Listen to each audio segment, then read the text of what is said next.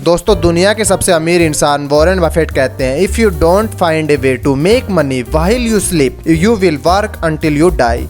यानी अगर आप सोते सोते पैसे कमाने का तरीका नहीं खोजते हो तो आप जिंदगी भर पैसों के लिए ही काम करते रहोगे। और मैक्सिमम लोगों के साथ यही होता है कि वो एसेट से ज्यादा लाइबिलिटीज पर पैसे खर्च कर देते हैं, जिससे कि वो कभी फाइनेंशियली फ्री बन ही नहीं पाते हैं और जिंदगी भर रैट रेस में ही फंसे रहते हैं। तो आज के इस वीडियो में हम आपको ऐसे 7 एसेट्स बताएंगे जिनमें से अगर आप किसी एक को भी बिल्ड करते हो तो फाइनेंशियली फ्रीडम अचीव कर सकते हो। तो सबसे पहले हम बात करते हैं एसेट्स क्या होते हैं। तो ऑथर रॉबर्ट कियोसाकी अपने book rich dad poor dad में कहते हैं कि जो भी चीज हमें लॉन्ग टर्म में पैसे कमा के देती है उसे एसेट्स कहते हैं, और जिस भी चीज की वजह से हमें पैसे खर्च करने पड़ते हैं उसे हम लायबिलिटीज कहते हैं। और जो भी 7 एसेट्स हम इस वीडियो में बताने वाले हैं उन सभी में पावर ऑफ कंपाउंडिंग वर्क करता है, जिससे कि आप अपनी अर्निंग को एक्सपोनेंशियली ग्रो कर सकते हो।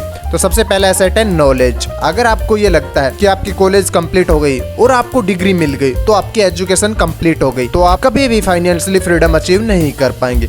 क्योंकि अगर आपको किसी वजह से बहुत सारा पैसा मिल जाता है, लेकिन अगर आप उन पैसों को मैनेज नहीं कर पाते हो तो आप कुछ ही टाइम में अपना सारा पैसा गवा दोगे।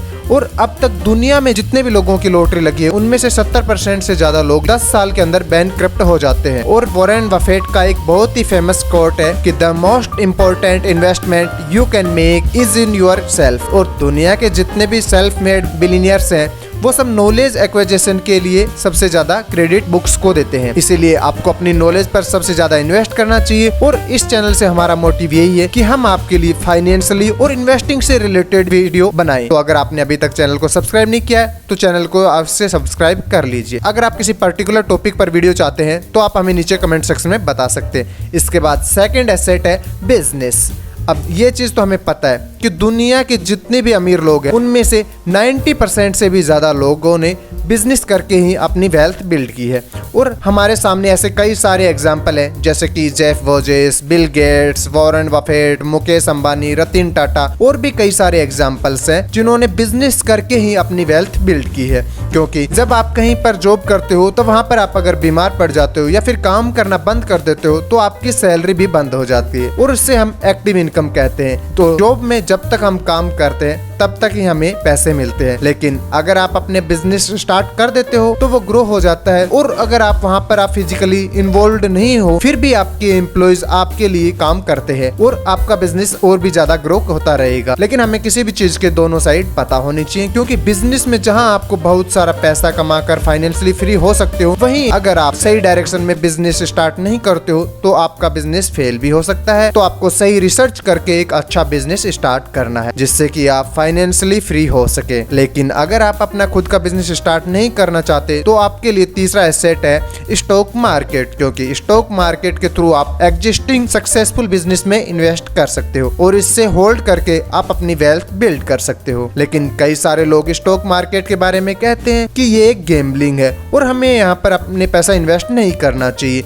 ये एक जुए की तरह होता है। लेकिन ये बात पूरी सच नहीं है। ऑथर पीटर थेल अपनी बुक लर्न टू अर्न में कहते हैं कि जितने भी लोग स्टॉक मार्केट में लॉस उठाते हैं उनमें से 99% लोगों के पास कोई प्लान नहीं होता है। इसीलिए आपके पास एक प्रॉपर प्लान होना चाहिए और आपको किसी भी कंपनी के स्टॉक बाय करने से पहले उसके बारे में पहले रिसर्च कर लें और उसके बाद में उसमें इन्वेस्ट करें। क्योंकि अगर आप अपने पैसों को FD या फिर अदर जगह पर इन्वेस्ट करते हैं तो वहाँ पर आपको ज्यादा रिटर्न नहीं मिलते हैं, लेकिन स्टॉक मार्केट में FD से ज्यादा डबल से भी ज्यादा रिटर्न मिलते हैं और वहाँ पर आपको पावर ऑफ कंपाउंडिंग भी होती है, जिसकी वजह से आप और भी ज्यादा अपनी वेल्थ क्रिएट कर सकते हो। और इसमें इन्वेस्ट करने के लिए आपको एक डीमैट अकाउंट चाहिए, जो कि आप डिस्क्रिप्शन दिए गए लिंक से आप अपना डीमैट अकाउंट फ्री में ओपन कर सकते हो और इन्वेस्टिंग स्टार्ट कर सकते हैं। लेकिन अगर आप स्टॉक मार्केट में इन्वेस्ट नहीं करना चाहते तो आपके लिए चौथा एसेट है कमोडिटीज, जैसे कि गोल्ड, सिल्वर, ऑयल। और आपने ये चीज नोटिस भी की होगी कि जब स्टॉक मार्केट क्रैश करता है तब इन कमोडिटीज की प्राइस बढ़ जाती है, तो आप इनमें भी इन्वेस्ट कर सकते हो। और जितने भी बड़े बड़े इन्वेस्टर होते हैं वो आपको हमेशा यही कहते हैं